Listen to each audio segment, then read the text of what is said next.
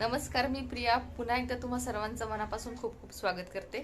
सगळ्यात अगोदर तर सर्वांना महाशिवरात्रीच्या खूप खूप शुभेच्छा. आजचा ब्लॉग बनवण्याचं कारण की आज आमच्या कॉलनीमध्ये पहिली महाशिवरात्र आहे. महादेवाची प्राणप्रतिष्ठा केलेली आहे. तर त्याचा जो काही सगळा सोहळा आहे तो मी तुम्हाला दाखवणार आहे या ब्लॉगमध्ये. तर शेवटपर्यंत नक्की बघा. आवडल्यास लाईक, शेअर आणि सबस्क्राईब करायला अजिबात विसरू नका. आज आम्ही सगळ्यांनी पिवळ्या साड्या ज्या आहेत त्या घातलेल्या आहेत, कारण आज महादेवाला हळद लागणार आहे आणि उद्या लग्नाचा सोहळा आहे. तर उद्या रुद्राभिषेक आहे, त्यानंतर कीर्तन आहे आणि त्यानंतर महाप्रसादाचं आयोजन पण केलेलं आहे. तर शेवटपर्यंत व्हिडिओ नक्की बघा. इथे तुम्ही बघू शकता की किती छान पद्धतीने सजवलेलं आहे कॉलनीतल्या बायकांनी, मुलींनी.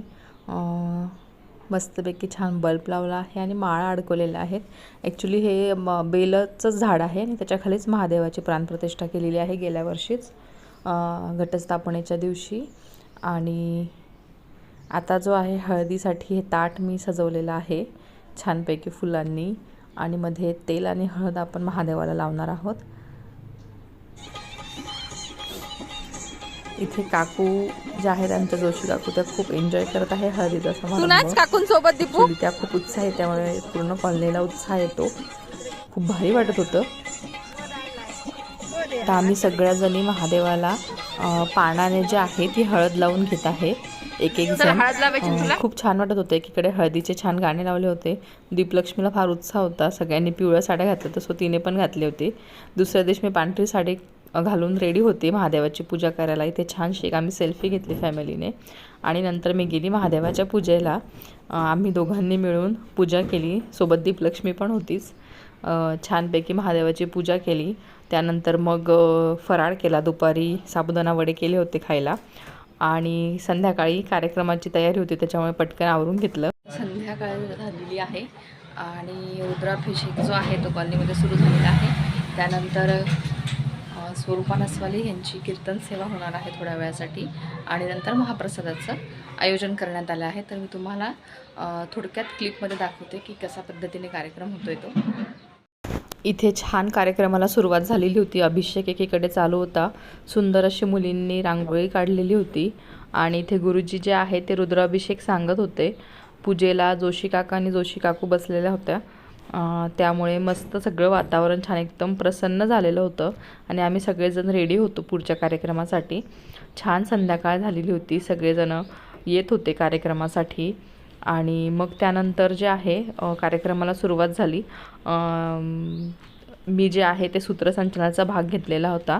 सो कार्यक्रमाची सुरुवात करून दिली, कारण स्वरूपा नसवाले यांचं कीर्तन होतं. म्हणजे छोटीशीच कीर्तन सेवा होती, एक अर्धा तासाची. सो तो कार्यक्रम आयोजित केला होता, त्याची मी सुरुवात करून दिली. त्यानंतर त्यांचा कीर्तनाची सेवा झाली.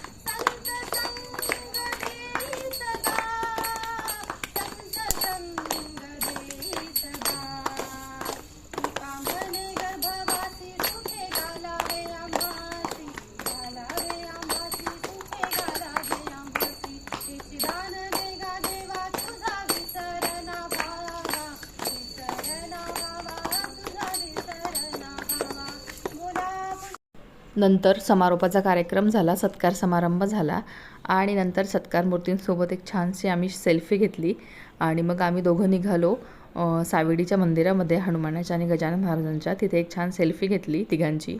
नंतर आम्ही दोघांनी घेतली आणि मग नंतर अशी मान्यता आहे की महाशिवरात्रीच्या दिवशी महादेवाला उसाचा रस वाहतात आणि पितात पण. सो आम्ही ते घ्यायला गेलो होतो आणि नंतर छानसा असा बेत केला होता संध्याकाळी. उपवासाचे धिरडे केले होते